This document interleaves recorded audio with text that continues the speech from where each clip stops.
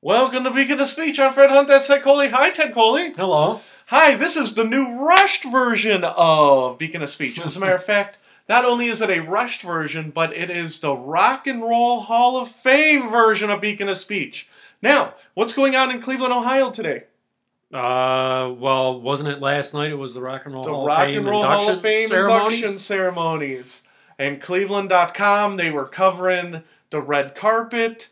Now, why wasn't it on live TV?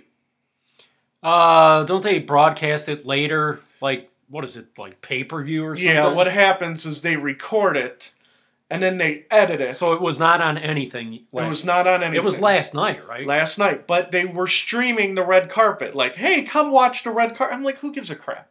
Right? Now, before I forget, that's what we're going to talk about today is the Rock Hall. But before I forget, I'm driving down your street today. And what did I notice? Your street has a million potholes. Is that correct? Mm-hmm. Why does your street have a million potholes, Ted Coley? I assume because they don't have money to fix it. I don't know. I don't know why they have a million potholes. This is what I'm asking you. This has to do with science, okay? My great-grandparents lived in Bedford, Ohio, and they lived in one of the oldest streets in Bedford, Ohio. And you're familiar with Bedford, right? Mm-hmm. So in the next cities over, they lived on Wandle, right? Wandle? Wandle. I think it was W-A-N-D-L-E, maybe E-L. That's weird.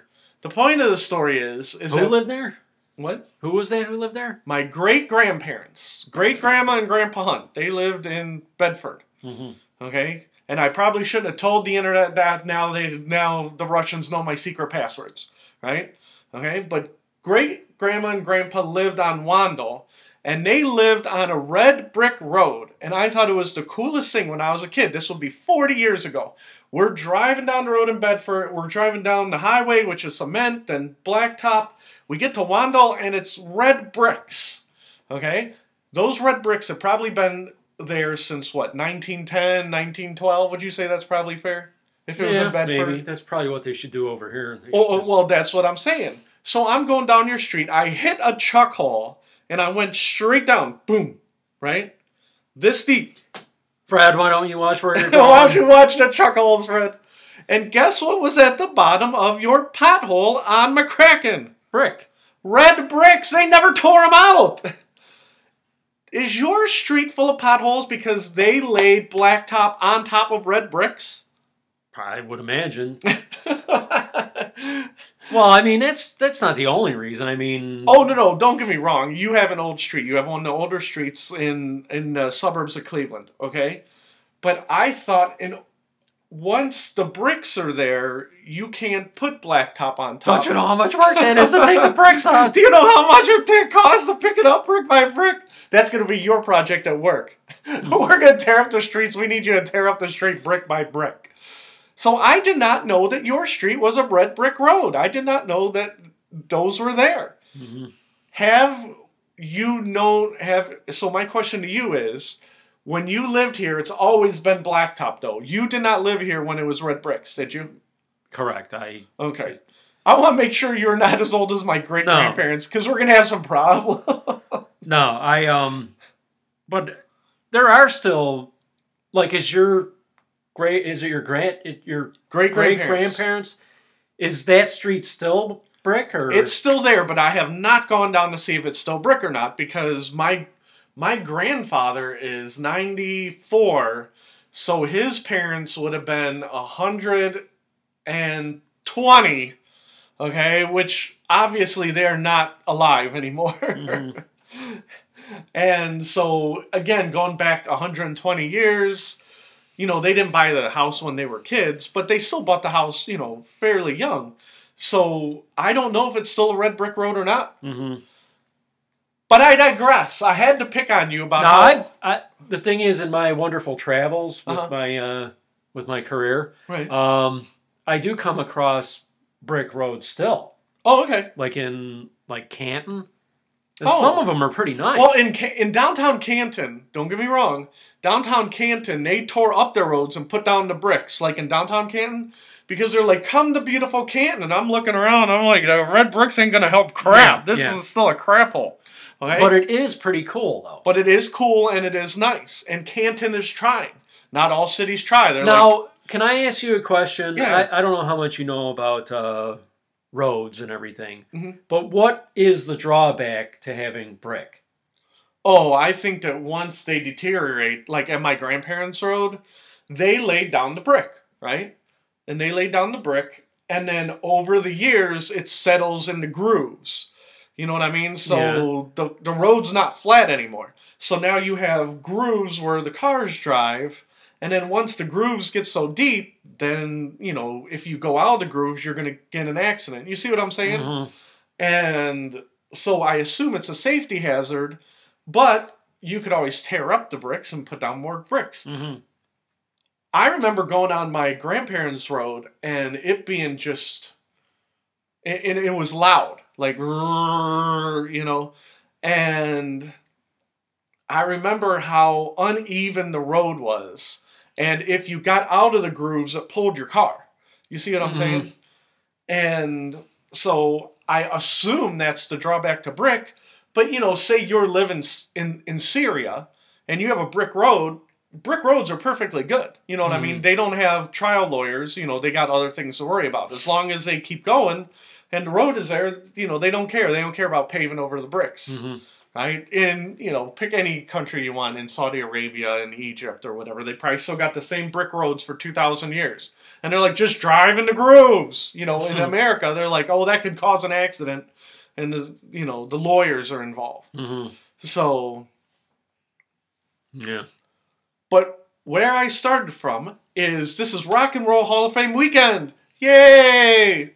Okay? Now, we're going to talk about some of the people going in the Rock and Roll Hall of Fame. Now, I want to ask you a question. Yeah. They're going to have it on. Is it going to be pay-per-view? Oh, yeah. Pay-per-view. Okay, so it's not on like a regular channel. Well, it depends. Do you have HBO? No. No. Of course not. Last year, it was on, I believe, not last year, maybe about 5 years ago, it was on VH1. But they wanted it edited down from 5 hours to 2 hours so they could show it as a prime time show, right? And then what they did is the Rock and Roll Hall of Fame sells the DVD. Okay, so their business model, again, is, it doesn't make any sense. Okay, back in the 80s, the NBA used to tape the games because their business model dictated that they would show the games not live, but reruns. Okay? That's how far the NBA has come. Somehow, the Rock and Roll Hall of Fame hasn't figured out how to make money on live broadcasts. Okay? Because they're not smart. I almost used the R word. They're not very smart. Okay? And this is where we're going. Okay? I want to change the Rock and Roll Hall of Fame, okay? And we're going to have some fun with this. And this is our main topic. I think this is the only real topic we're going to have today, okay? Instead of the Rock and Roll Hall of Fame in Cleveland, I think we're going to change it to Fred and Ted's Rock and Roll Hall of Fame, okay? Because the first thing I'm going to do is live telecast, okay? It's like a concert. And you can, how much is the network going to pay? I can't imagine that HBO is making so much more money by recording it and then broadcasting it later. You see what I'm saying? Now, so the Fred and Ted Rock and Roll Hall of Fame, okay? Me and you could fight over who's going in, okay? Now, Fred and Ted Rock and Roll Hall of Fame, are the Cars going in? They went in yesterday. I'll say yes, just judging from everybody else who's gotten in there. Yeah. Oh, I'd put the Cars in. I love the Cars. I think they're great. I think they're a great representative of what the 80s were. They weren't that heavy. A little bit of new wave, a little bit of rock. They sold a ton of records. They had a lot of good songs. Everything rock and roll is supposed to be. But they weren't dangerous. You know what I mean? The only thing I would say about the Cars is they weren't dangerous. Okay? But they check all the other boxes. Now, did you read that article about Benjamin Orr? No, I didn't, but we are going to talk about Benjamin Orr, okay? Because I learned a lot about Benjamin Orr. The Cars broke up, and it wasn't that they hated each other. They were like, we just grew apart. right? To your knowledge, they did not hate each other, correct? They had enough of each other. An article I read a couple days ago in the Plain Dealer made it sound like Rick Ocasek turned into a dictator. Oh, well, yeah. But Rick Ocasek wanted to do it one way. The other guys wanted to do it another way. And then after they broke up, they all kind of softened up. You see what I'm saying?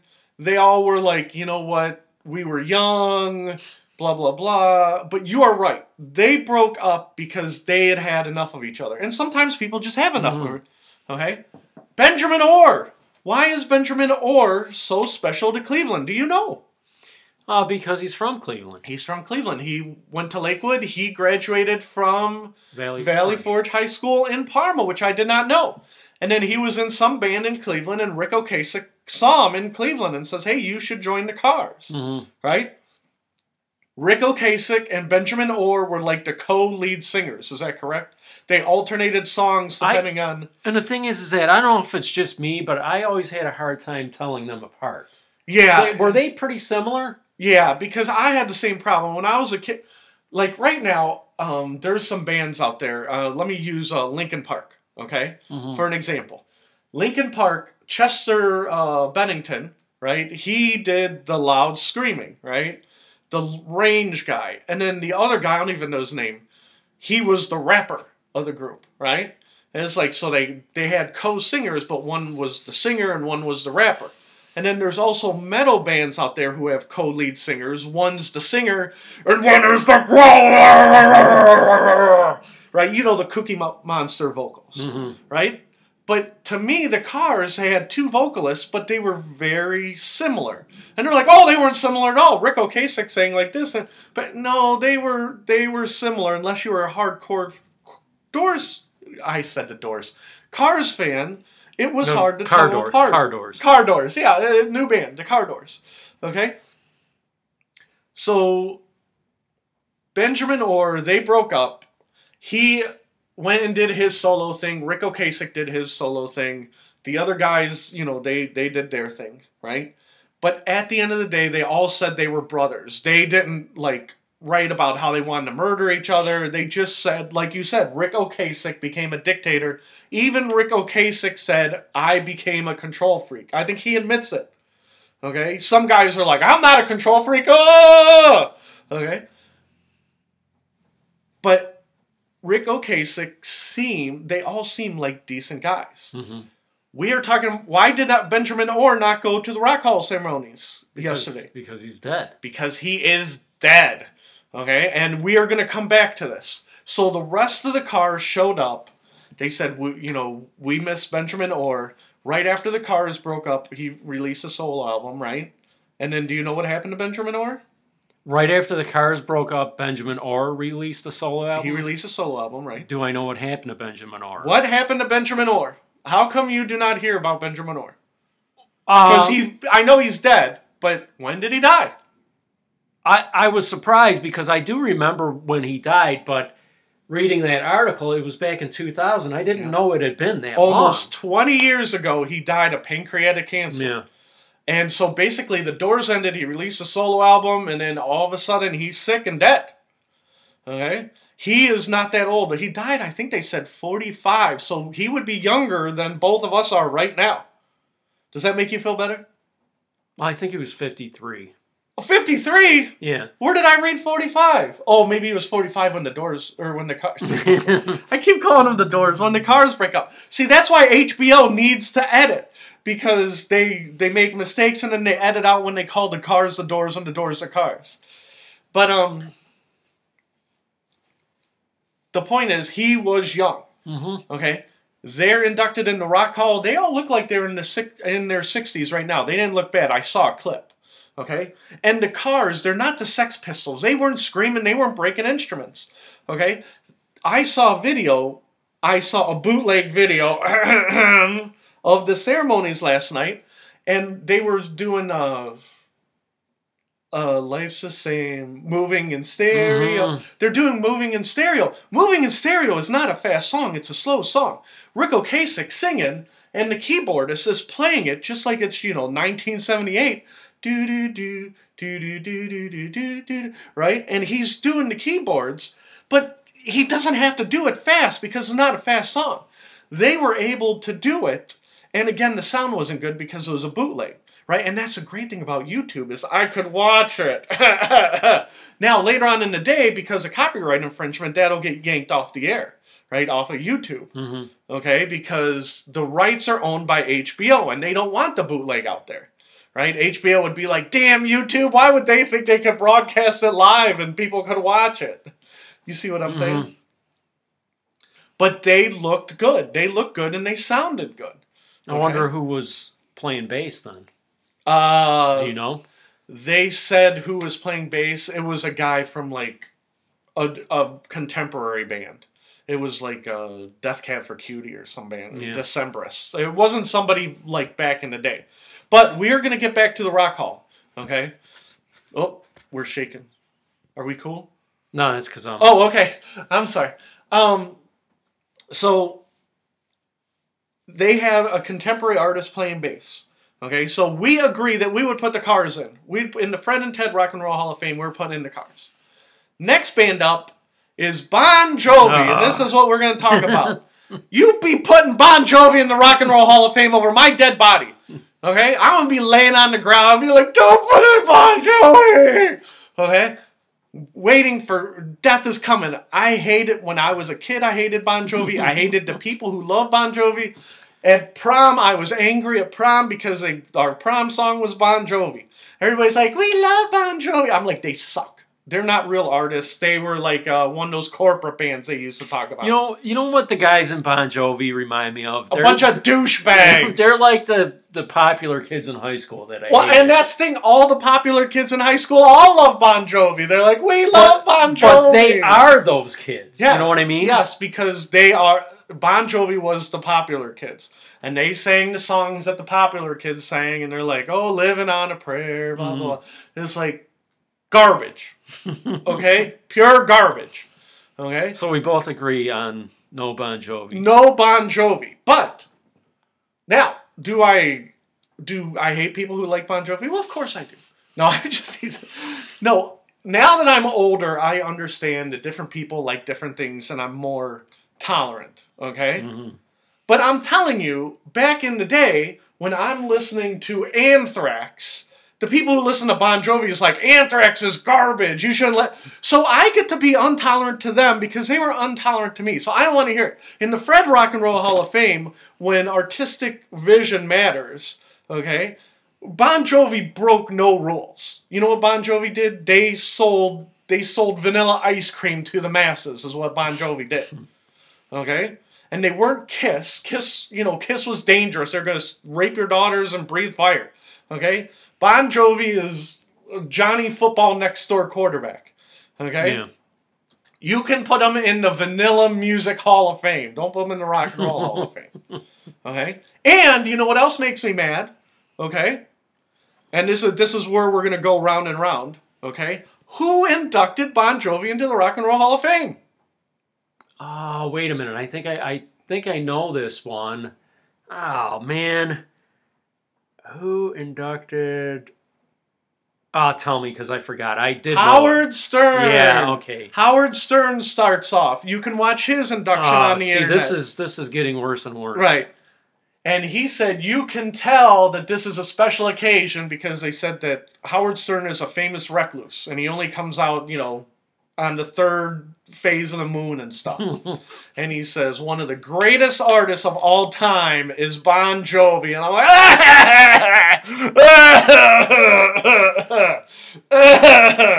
okay. And it's not because Howard Stern is not... I can't believe that Howard Stern really believes that. I think he thinks that I'm friends with popular John Bon Jovi. I'm one of the popular kids because John Bon Jovi is friends with me, Howard Stern. Mm-hmm. Again, it goes back to it doesn't matter about artistic vision or anything. Now, Bon Jovi fans would be like, dance to me, guitar. Right? All I remember is hearing Never Say Goodbye, and it'd be like, I just want to claw out my ears. I want to bash my head on the floor. Okay? You see you're grabbing yourself by yeah. But Howard Stern, he's not listening to the music. He's like, I'm a popular kid. John Bon Jovi likes me. And it's all about the popular kids club. And don't get me wrong. I'm not saying popular kids shouldn't have music. I'm just saying that you don't put them in the Rock and Roll Hall of Fame because they broke new ground. Don't bring that around here. Yeah. You know what it would be like? Okay, you know who won American Idol? Won the last American Idol. It's just like putting American Idol kid. They were popular for being on a TV show. Okay? Ted shaking his head. I don't know. I'm just thinking about how much Howard Stern's value to me has fallen. Oh, yeah. Yeah. And again, you know, he used to be, you know, he's one of us, and then you find out he's just a star effer. And I almost said the word, I didn't. But, you know, I remember him telling stories about being friends with John Stamos. You remember being friends with John Stamos, right, Ted? I'm just like you, friends with John Stamos. Right? And he's like, oh, well, you know, I interviewed all these people. Well, I don't remember him being friends with Hank the Angry Dwarf. You know what I mean? Yeah. Hey, he never told a story about me and Hank the Angry Dwarf were hanging out in the basement. Okay? He says, me and John Stamos were hanging out in the basement. You know who was friends with Hank the Angry Dwarf? Artie was friends with him. And I remember Baba Booey saying, well, you know what, I would see Hank the Angry Dwarf at the... But you know what I mean? And it was almost like, you know, I'm one of you. But if you analyze a lot of his stuff, he's like, oh, well, Hank the Angry Dwarf is part of the show. And don't get me wrong, I'm not saying you should have hung out with Hank the Angry Dwarf. But in hindsight, the people who he was hanging around at the end were not the people that he claimed to be. He was hanging out with the John Stamoses and the John Bon Jovis of the world. Yeah, so it's almost like, well, that's really what he wanted all along. Right. Right. So that's like why he was always angry. Yeah. Because he didn't have that, and that's what he wanted. Yeah. That's where his heart was. Yeah. Now he finally has what he wanted. Right. Why won't the popular kids hang out with me? Mm-hmm. Right? Well, now I got a popular radio show. Now all the popular kids want to hang out with me. Right? Well, you'd be like, oh, but I'm not. I'm friends with Hank. You know, I don't want to be friends with Hank. John Stamos. Me and Hank are going to go hang. That's not what happened. But Artie Lang really was like that. Artie Lang, you know, he hung out with popular people, but, you know, Artie Lang also went crazy and tried to kill himself. Right? So when Artie Lang takes pot shots at Howard Stern and it drives Howard Stern crazy, it's because Artie Lang is right. Okay? But it's hard hearing the message from a crazy person. You're like, well, Artie Lang stabbed himself. He's insane and he's a drug addict. Just because he's got a lot of problems doesn't make him wrong. Yeah. You know what I mean? Howard Stern would say, I am worth $100 million. I am right. Well, no, just because you have the money doesn't make you right. Yeah. Right? So, but everything about Bon Jovi, from Howard Stern inducting them to their music, okay? And again, it's not like, you know, we'll use 9 Inch Nails for example. 9 Inch Nails had almost no hits, okay? And the few hits they had, they were lucky, okay? It's not like John Bon Jovi is like, oh, well, you know what, we sang Living on a Prayer, but our true fans like our deep cuts. You know what I mean? There's no fans out there liking the deep Bon Jovi cut. You're not listening to WMMS, and they're like, this is the last song on the Slippery When Wet album. A 12-minute opus with horns and brass. And John Bon Jovi singing about the depths of heroin despair, right? That's why, you know, you can say what you want about Kurt Cobain, but he was the real deal. Oh, yeah. I mean, he was miserable, and he proved it. Yeah, yeah. And again, I'm not saying you have to be fake, or that John Bon Jovi was fake. I'm saying what he was is popular, and what he didn't merit Hall of Fame credentials. Does that make sense? Mm-hmm.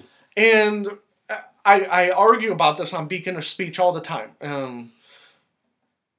Bon Jovi's reward should not be the Rock and Roll Hall of Fame. His reward was hot ass and money. Okay? No, you don't get to be in the Fred Hunt Rock and Roll Hall of Fame. You got a pile of money. Okay, you got, which one went out with Heather Locklear? Richie Sambora. Richie Sambora, your prize is banging Heather Locklear. Yeah. Okay, what would you rather do? And I'm being dead serious with you, Ted. You can be honest, okay? Would you rather be in the Rock and Roll Hall of Fame for your artistic merit, or would you rather bang Heather Locklear? You only get to pick one. I honestly think I would rather be in the Rock and Roll Hall of Fame for my artistic merit. Well, see, you are not like Bon Jovi. Their prize was money and Heather Locklear, okay? You got your prize. Your prize was this. Now, I say that because I have no hopes. If it was before me and the possibility was there, you know what I'm saying? You might change your mind. You might be like, you know what? Screw Fred Hunt and the I Fred can Hunt say that Rock because there's no chance right now that that's going to happen. Do you know what I'm saying? Right. Frank Zappa deserves to be in the Rock and Roll Hall of Fame, okay? People who listen to Bon... Is he? Oh, yeah. Okay. People who listen to Bon Jovi, they would come back at me and say, Frank Zappa didn't have any hits. Well, yeah, that's the point, okay? Now... Well, it's just like... Do you know people who say, why aren't you happy for so-and-so because he makes a lot of money? Yeah. Have you ever had like a person say that? Why aren't you happy for your brother-in-law or whoever? Right. And it's like, that always drives me crazy because it's like, why is it important that I'm happy for them? Isn't it enough that they make a lot of money? Right. Shouldn't that be their reward? No, but I have to be happy for him too? Well, we'll use my brother. I know you weren't specifically talking about my brother-in-law. Right, I was just using it as a... But we'll use my brother-in-law. My brother-in-law is actually a famous... He's like one of the most successful surgeons in West Virginia. We've talked about this, right? And I say this all the time off air, okay? All the money that he made, he deserves. Because I saw him go through medical school. I saw him work his ass off, okay? He worked harder than me. Right? Mm-hmm. And he deserves the success that he has because he is very good at what he does. Okay? The problem in America is when I see people who make money and they think that they work 5 times, 10 times, 100 times harder. Okay? Now, let's say my brother-in-law, just for example, makes 10 times more than me, which is feasible. Right? Say he makes 10 times more. His job is 10 times harder than mine.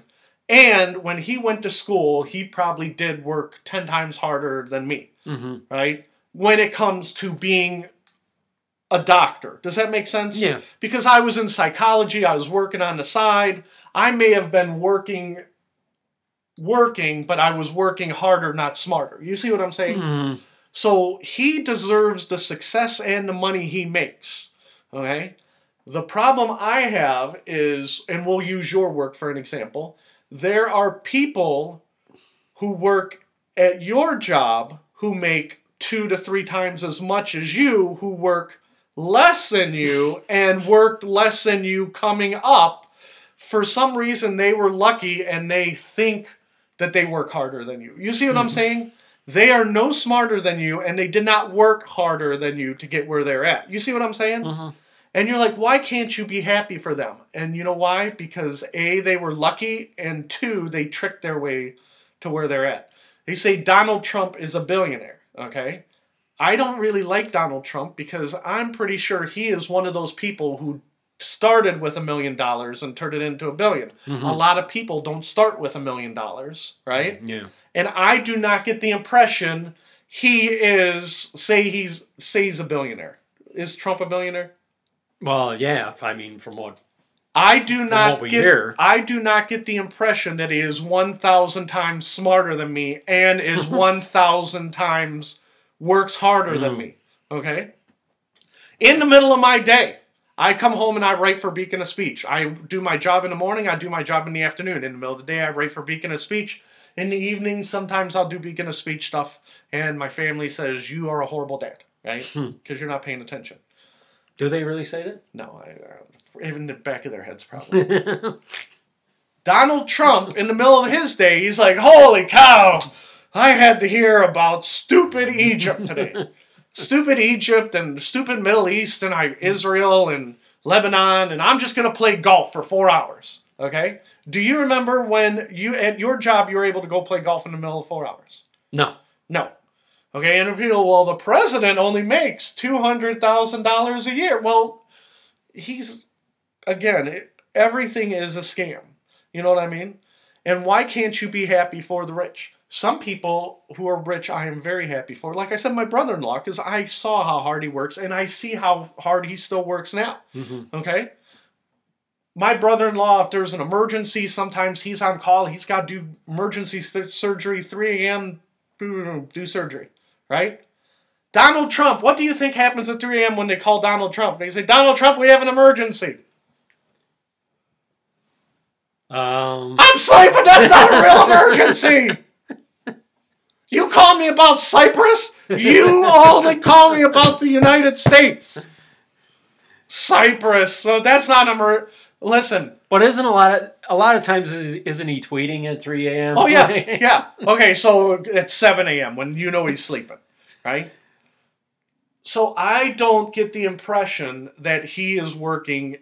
Let's just say he makes $200,000 a year. Okay, I don't even get the impression he's working 5 times harder than me. Okay, I honestly think that my job that I do now and Beacon of Speech. Okay, I think I work harder than President Trump. Now, Donald Trump would be like, I hate Beacon of Speech. I work 100,000 times harder than that. And then he'd probably call you a loser. Yeah, that loser Fred Hunt. Now, you like Donald Trump. Yeah, okay? Yeah, I do. And I don't. But, again, Donald Trump, he's the president. But you could go back and say that about lots of other people, like Bill Clinton. Bill Clinton was president. He left and he was broke. And somehow, magically... he made $200 million after he got out of office. So I wonder how that happened. Mm-hmm. Right? The point is that you said, why can't you be happy for somebody? And that's why, going back to Bon Jovi was rewarded with his good looks and his popularity with money and hot ass. Mm-hmm. Okay? And that's why I'm like, well, you got your reward. You don't get to be in the Rock and Roll Hall of Fame because nothing you did.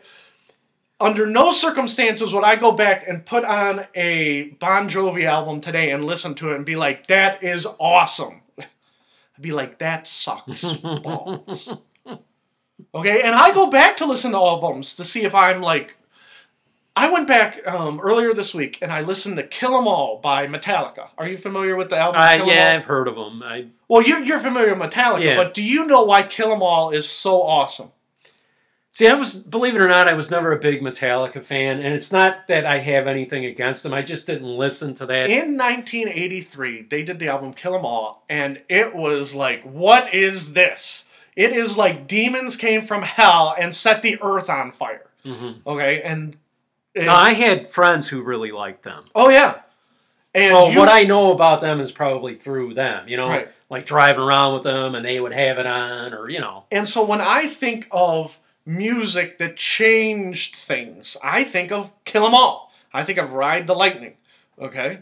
Now, I loved Anthrax more than Metallica, but when Metallica came out, the earth shook, okay? Mm-hmm. And that's how music should be, not... All the popular kids like this song. Mm-hmm. You see what I'm saying? Yeah. And that's the difference. I remember kids talking about, in my school, I remember them talking about the dead Kennedys. They're like, don't let your parents hear about the dead Kennedys. These guys are setting the world on fire. You see what I'm saying? Mm-hmm. And even the Cars, the popular kids like the Cars, but even like artistic kids. I read an article just today. They said, Moving in Stereo, they said, when you listen to it today, you realize how hard it was. It wasn't fast, but it was hard, and it was complex. Mm-hmm. You see what I'm saying? So there's still artistry. Like, when I hear the song Moving in Stereo... Mm-hmm. Oh, I love that song. What do you think of when you hear that song? I think of, like, summer. A lot of songs I think of, like, the Cars, I think of, like, Good Times in the Summer. What I specifically think of, and I think it's the song that's on, remember Fast Times at Ridgemont High? Yeah. Yeah. Remember when, who was it? Phoebe Cates.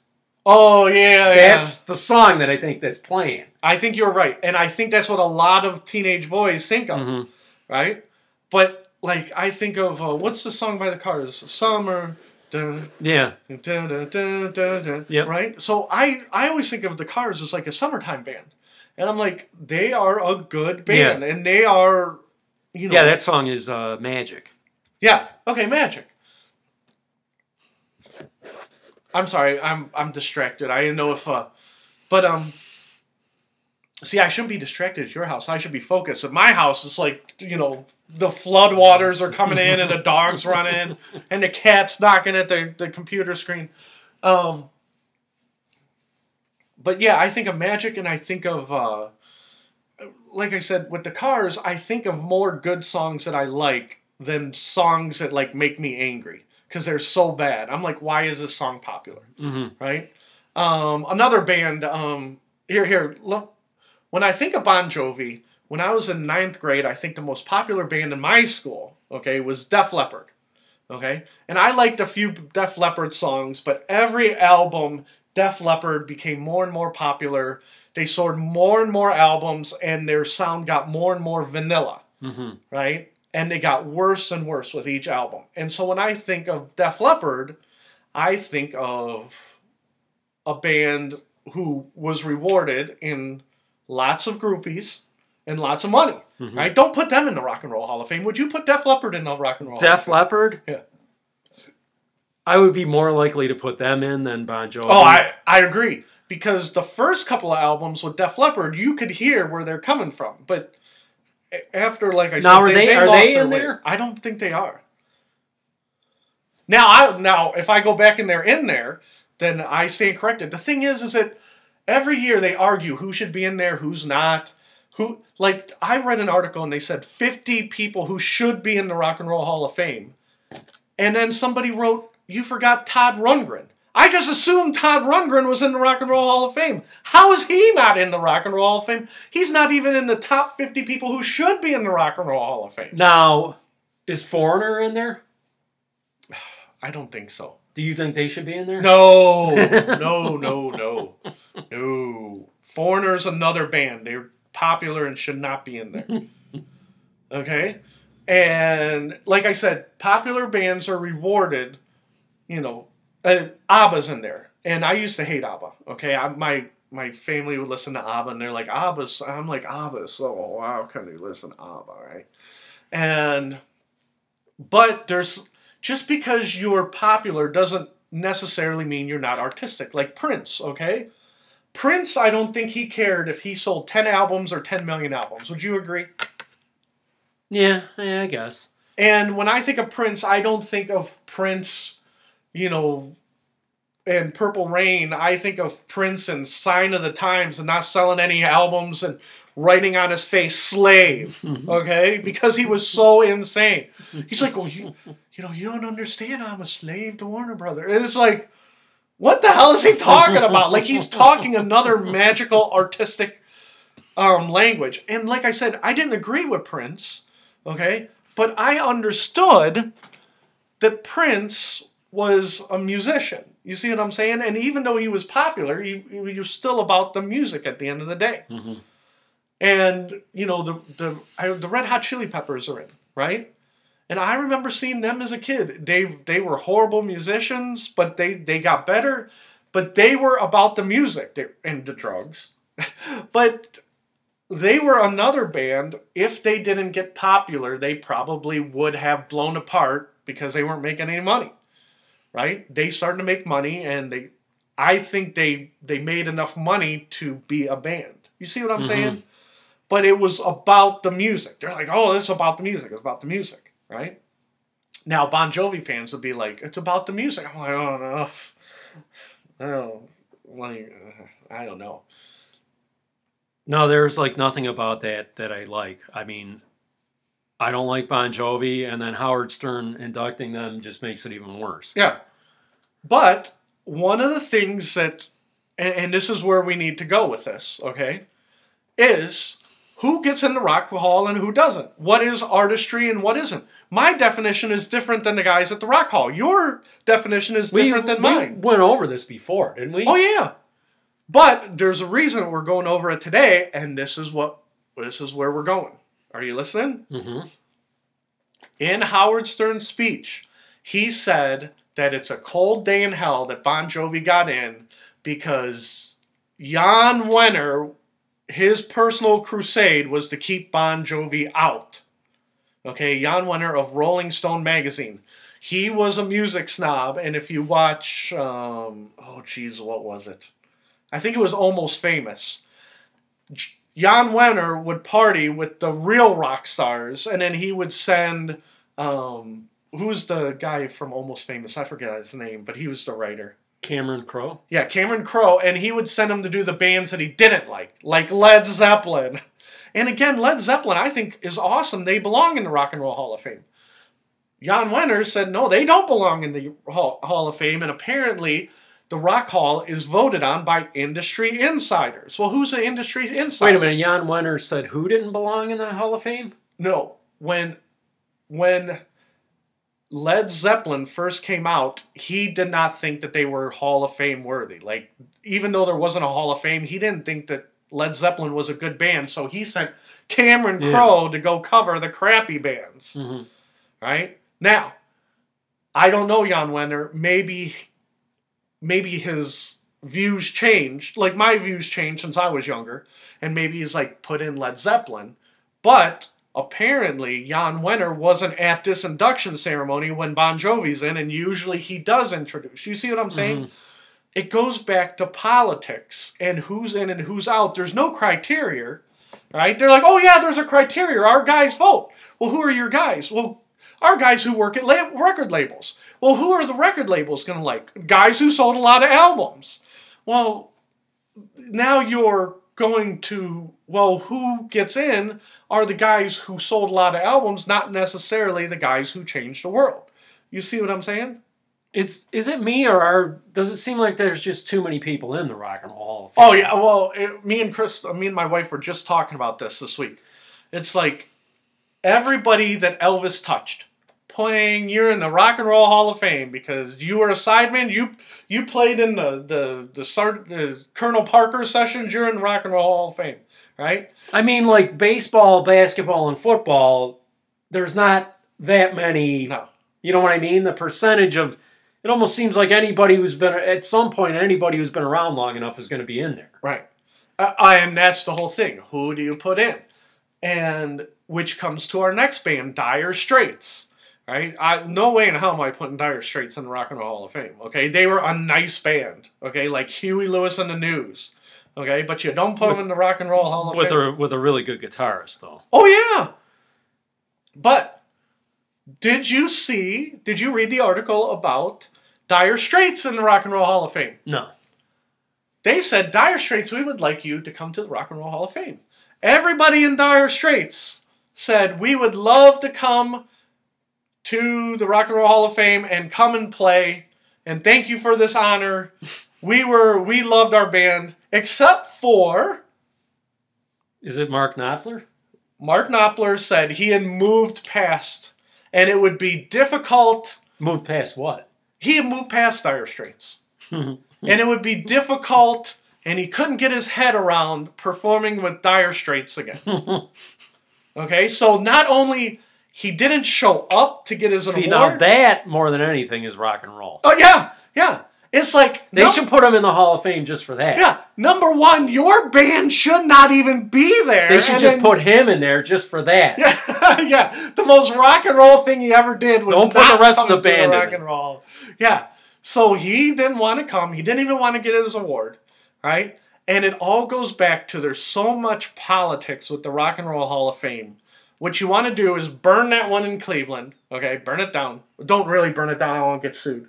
Okay. Burn it down. We're going to start the Fred and Ted Rock and Roll Hall of Fame, and we're going to start, okay? Number one, we're not putting anybody, like, there's somebody in there from, like, the 20s, and we talked about this on Beacon of Speech, right? All those people are out, I'm sorry, okay? You can have a creator section, okay? Rock and roll started when Elvis Presley started going, started shaking his hips, and you saw it on the TV, and you're like, oh my God, my daughter's going to get pregnant because he shook his hips on video. Okay? That's where rock and roll started, and then you go from there and move it out, because rock and roll is like, well, you got to understand the roots of rock and roll. And I'm like, okay. But you can't put every single person who ever picked up a guitar in the Rock and Roll Hall of Fame. Mm-hmm. Right? And it's the same thing now. Who is moving it forward? Even though rock and roll now is practically dead, right? You got a bunch of folk singers and a bunch of guys who are even too hard for me, okay? That make Kill 'Em All look like, you know, a Girl Scout album, right? Ted's laughing. Oh, no, God. But no, so Dire Straits got in. They shouldn't have even got in. Their lead singer couldn't show up. And again, he said, I broke up with those guys for a reason, right? Mm-hmm. And it's like, come on. Was that a threesome, that band? I think it was 4. But again, I didn't like Dire Straits. I didn't think they were that great. Again, I wouldn't have put them in the Rock and Roll Hall of Fame either. And again, I probably wouldn't either. I'm looking at the list of people that they don't put in. How do you come up with the list? You know, the thing is that I kind of liked Dire Straits, but I still don't think I would have put them in. Well, and last year, I think we talked about on Beacon of Speech with Steve Miller. And I wouldn't have put in Steve Miller. I wouldn't have put the Steve Miller band in. But then I'm like, you know what? Maybe I would have.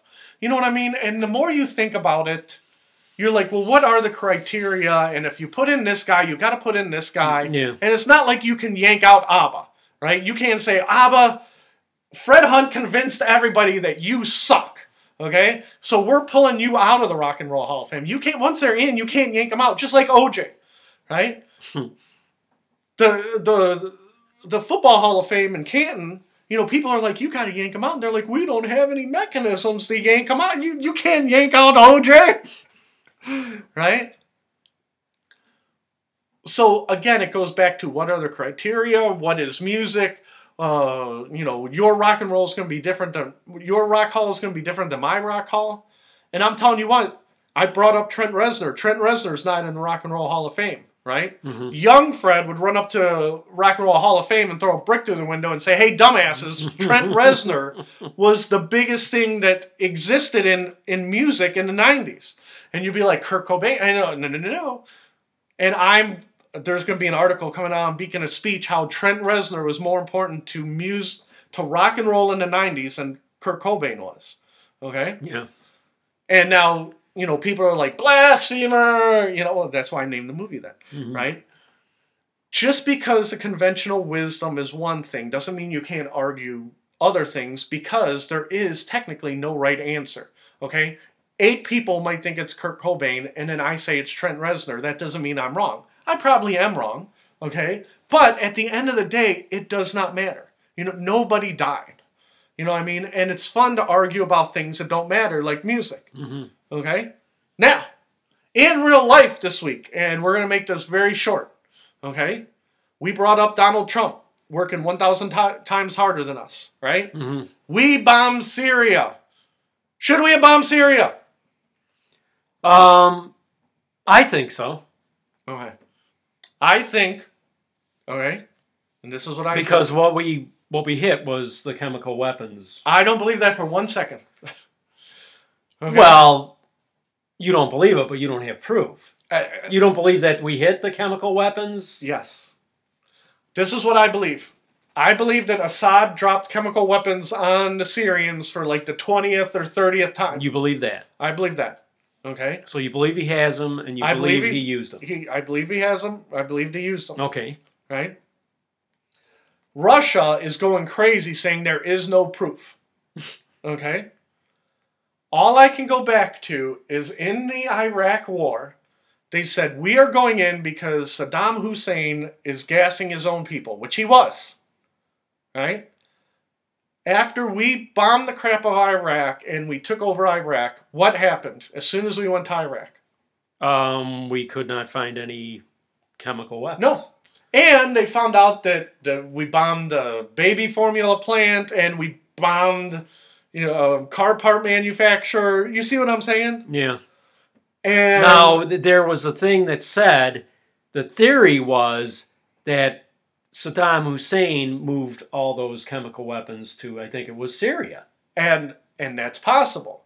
But this is what I'm getting at. Do you think it was worth one American life to go into into Iraq? And then what came up after we got rid of Saddam? What came up? Yeah, what came next? Well, I mean, it was ISIS. Yeah. Because we didn't want to send Americans to be Iraqi policemen, right? Well, the Iraqis are like, well, screw that. Half of us are Shiites. Half of them are... Well, I mean, we did for several years. Oh, yeah. Did, but half of us are Shiites. Half of us are Sunnis. We're just going to keep fighting. And ISIS came in, and they're like, no, we're going to go back and pretend like it's the year 800. Mm-hmm. And then the Kurds are like, oh, screw that. They're like, we don't want to go back to the year 800. And then they were bombing the Kurds. Right now, basically, Syria is a big mess, just like Iraq was. Well, now, I'm not saying that we should... I support us bombing and targeting the chemical weapons, right, whatever you want to call them, storage places or whatever. But I do not support us going in there and overthrowing Assad. What I'm saying is that after Iraq, I'm like, fool me once, shame on you, fool me twice, shame on me, right? Is that they shot off 100 missiles, and Donald Trump is saying, I bombed all the chemical weapons, they're all gone. No more chemical weapons, boo! I'm Donald Trump, I said, bomb the chemical weapons. All you do is press a button, it's as easy as pie, and then the missiles go off, and then the chemical weapons are gone, okay?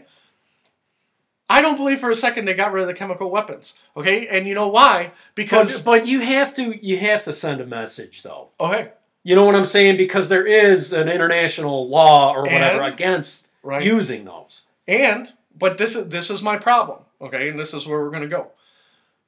The Russians are notorious liars when it comes to catastrophic events in their countries, okay? They're like, Chernobyl happened, and they're like, something happened in your country, and they're like, what? Oh, we're good. And they're like, we're in Sweden, and we got something like 5 nuclear weapons went off in a city. We are getting radioactivity off the charts. And they're like, no, right? Donald Trump said, we bombed those places, and we hit the chemical weapons things, right? Now, if you send a Tomahawk missile, right, and you put it into a warehouse of chemical weapons, what happens? Yeah, it's going to release. It explodes and releases chemical weapons. I always think of that too. And I'm like, I have not heard saying, "Oh, my eyes! They bombed the chemical weapons plant, and I'm blind." You are not seeing that anywhere. I always think of that too. I'm like,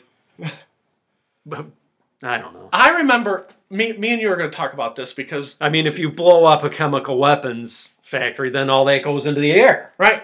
And what I always think of, and this is horrible that I'm going to joke around about it, but sometimes I'm a horrible person, I apologize. Do you remember in the 80s, do you remember Bhopal? Yeah, Bhopal in India with the Union Carbide. Yep. Right?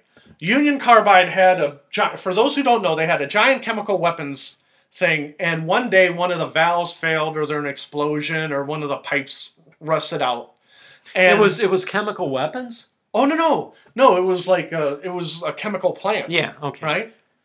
It wasn't chemical weapons, but what happened is it leaked into the air, and all of a sudden, all these people in Bhopal are like, "Ah!" and they're clawing out their eyeballs. In India, right? Yeah, in India, because chlorine was in the air, right? And they're trying to claw out their eyeballs, and they're like drowning themselves in the river, and it was literal chaos. And Union Carbide's like,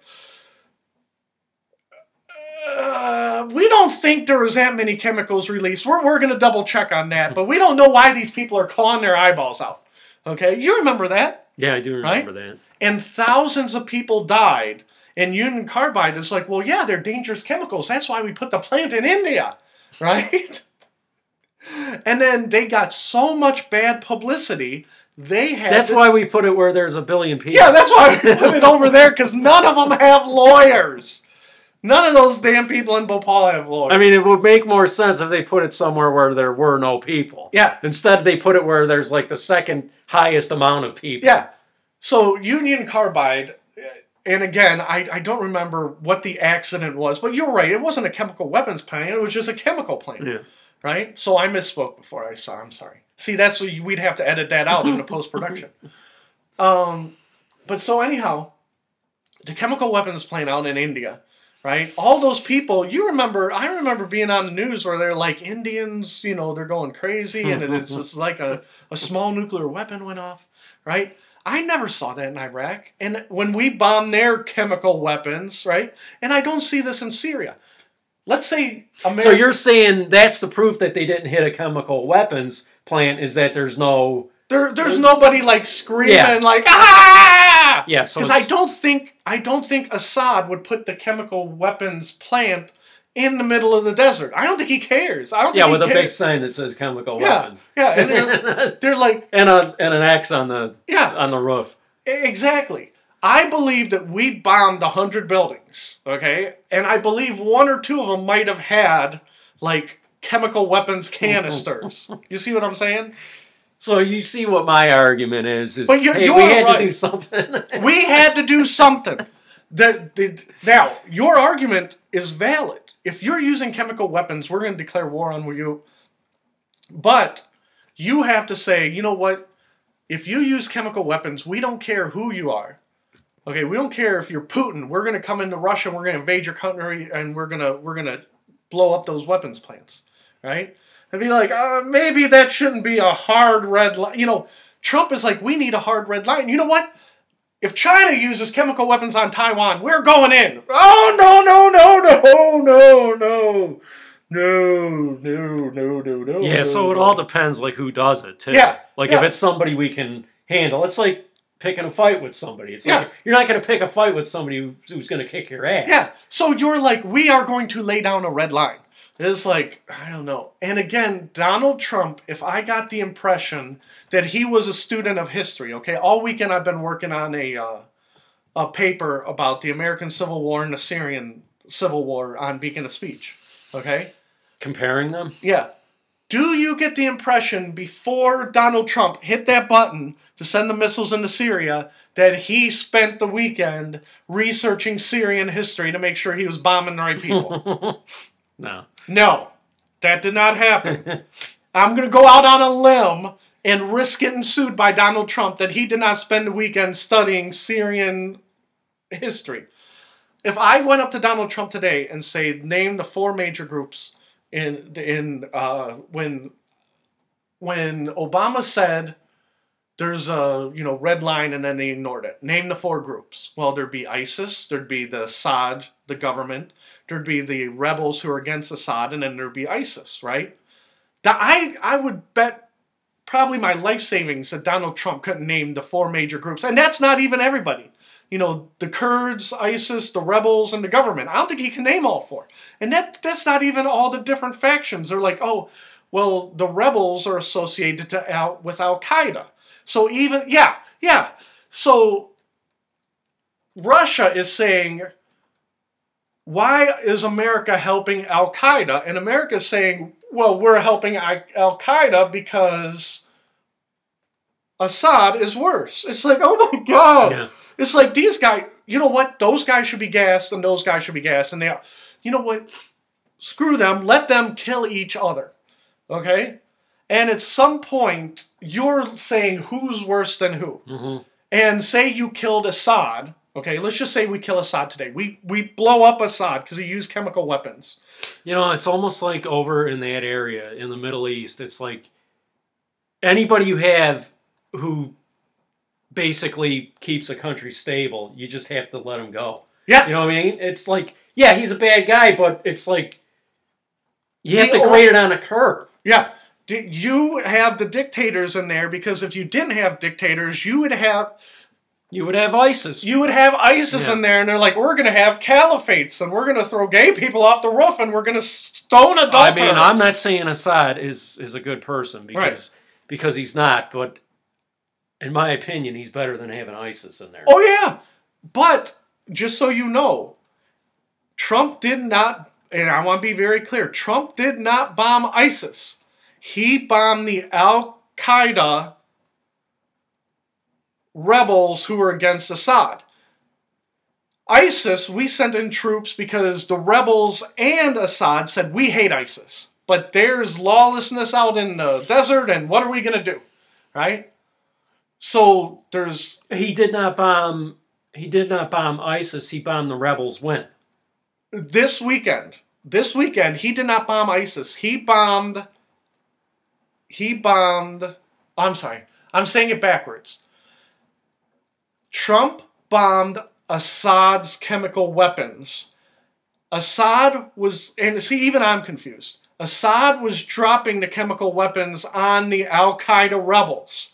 Al-Qaeda rebels is who we were fighting for. Okay? No, yeah, I know.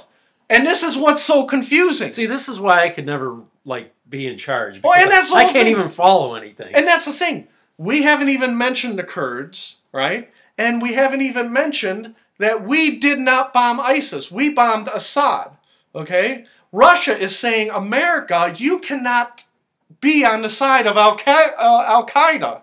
And basically, we're like, you cannot gas Al-Qaeda, right? And we're saying, technically, you can't gas ISIS either. You have to beat them back with your sticks, right? And they're like, we're not going to beat, we don't have enough manpower to beat back ISIS with our sticks. So Assad is basically fighting all of them because they're all trying to take over Syria. Right. He's fighting ISIS. He's fighting Al-Qaeda. Right. Whatever, the Al-Qaeda rebels. Right. Okay. So, but we are not a friend of Assad, even before he did this. We hate Assad. Right. And we were with the rebels, but they're associated with... The Al-Qaeda in Syria is associated with bad Al-Qaeda in other places. And we're like, no, the ones in Syria, they're good Al-Qaeda. Oh, did you know there was good Al-Qaeda and bad Al-Qaeda? Well, so our argument is that we're supporting rebels. We won't mention that they're probably affiliated with Al-Qaeda. Yeah, and you're not reading that anywhere because that's very unpopular. Yeah, so there's really nobody for us to support there. Yes, there is. Oh, what are you talking about, the Kurds? The Kurds. Now. Okay, yeah, all right. You want to support the Kurds. I agree with that. I'll support the Kurds. Why don't we support the Kurds? Why don't we support the Kurds? Why don't we support the Kurds? Me and you, why don't we support the Kurds? Me and you? Yeah. I mean Americans. Maybe I'm wrong about this. Is that because if we support the Kurds, it's going to piss off Turkey or something like that? Yes. The Kurds, they want their own homeland. They want Kurdistan, like Uzbekistan and Kazakhstan. And that is, what is that? Northern Iraq and southern Turkey? Northern Iraq, eastern Turkey, and northern Syria. Okay, that's where Kurdistan... And so Turkey says Kurds will never have their own homeland. And Saddam Hussein said, Kurds, you will never have your own homeland. And Assad says, Kurds, you will never have your own homeland. So if you have a Kurdistan in any of those countries, the other countries automatically get pissed off, and you just, basically, you drop the nuclear weapon in the area because now there's 4 civil wars going on at the same time. So we like the Kurds. We like the Kurds. But if we support them too much, it's going to piss everybody off. Including our NATO ally, Turkey. Right. So the only people who are worth supporting are the ones that, like, everybody else hates. Right. Turkey does not want to give up any land for Kurdistan. Syria doesn't want to give up their land for Kurdistan. And any leader that you meet, do you want to give up any of your land in any nation in the world? No! No, none of them do. They're like, listen, the Kurds are going to listen. They're going to learn how to be Iraqis. The Kurds are going to learn to be Syrian. And the Kurds are going to learn to love Turkey. But that's not what happens in real life. You see what I'm saying? And so they're all mad at the Kurds, right? And the chemical weapons that Saddam Hussein hid probably are with Assad. Okay? And even if I said it backwards, it doesn't matter because you bombed that guy. Excuse me. And there's so many teams. It's not like in America where there's Republicans and Democrats, right? There's literally 5 different things, and you're like, you can go back 200 years, okay, and say Americans were horrible and killed. They killed all the Indians, right? So in a way, it's almost like America is just refereeing a civil war. Yeah. Like, right, you guys went too far. We're gonna go back to go back to your civil war. Go. We're gonna bomb you. And then in Iraq, basically, Saddam Hussein is like a bad kid, right? He crossed Bush, and Bush was like, "Listen, at some point, if you don't listen to me, I'm gonna come up and kick your ass," right? Other countries like even pretend. They're like, "Oh, America, do not come into our country," right? And then they do whatever the hell they want, right? They just flat out lie to America. And they do whatever they want behind, like Saudi Arabia. You know, they're our allies, but they're some of the most horrible people in the Middle East. They're like, oh, no, we love America. Don't ignore the man behind the curtain. Right? Ignore all of our human rights violations and how we use people as slaves to, build our cities and stuff. And again, supposedly Saudi Arabia turned over a new leaf. Right? But one of the things that happens in Syria and Turkey and Iraq and stuff is, what I was starting to say is we killed the Indians, right? Not me and you, but, Americans, right? We wiped the Indians off the North American continent, more or less, right? In Syria, they go back and they're like, you don't understand what happened in the year 958. Oh, my God. They're like, you don't understand Mesopotamia. It's like, you're hurting my head, and you're rubbing your temples. You're like, I don't care what it, in the House of Bath and all this other rigmarole. If Trump is saying we are going to bomb anybody who uses chemical weapons starting now, that's fine. But you are going to be a heap of trouble in the future if that's your line, and then it starts happening in other places. You see what I'm saying? Yeah. And so at this point, you're like, oh, Fred, you don't care about the Syrian people. I'm like, you know what? At some point, you cannot let America or Russia or Iran or Israel decide your fate. The people, what you need to do is all foreign parties have to leave. You guys don't use nuclear weapons. Bomb the crap out of each other. You see what I'm saying? Mm-hmm. And we're running way past time, so give me 2 minutes. The example I use is Afghanistan. Okay, I use it all the time. I've used it on Beacon of Speech before, right? The Russians went into Afghanistan in what, 1980? Yeah. America says you can't go into Afghanistan. You're horrible people. The Afghanis are poor, innocent poppy farmers, right? They were in Afghanistan for 8 years, and the Russians said, screw that. You bomb yourselves back into the Middle Ages. We do not give a crap. Okay? And then a couple of years later, Americans like, holy cow, Afghanistan's a real hellhole. We're going to go over and do literally the same exact thing that the Russians did. And we've talked about this on Beacon of Speech before. And at some point, we have to say, you know what? If you want, you are going to go ahead and bomb yourselves into the Stone Ages. And if you have terrorists, we're going to declare war on Afghanistan. We're just going to bomb you back into the dirt. Okay?